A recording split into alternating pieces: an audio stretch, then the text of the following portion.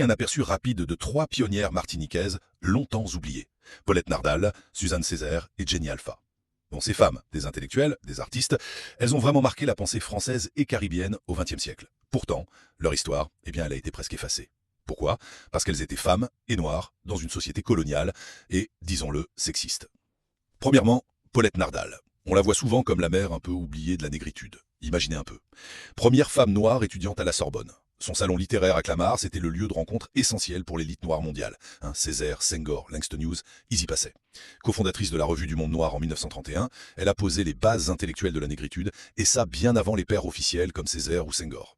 Elle a même survécu au torpillage d'un navire, a travaillé à l'ONU, l'Organisation des Nations Unies, et a milité pour le droit de vote des femmes martiniquaises. Sa reconnaissance, elle arrivait très tard. Deuxièmement, Suzanne Roussy-Césaire, la théoricienne visionnaire du surréalisme caribéen. Elle cofonde la revue Tropique, tenez-vous bien, en pleine occupation de la Martinique par Vichy. Ses 7 essais fondamentaux y sont incroyables. Elle y théorise un surréalisme propre aux Caraïbes, critique la littérature coloniale, appelle à décoloniser l'imaginaire, tout ça en défiant la censure, excusez du peu.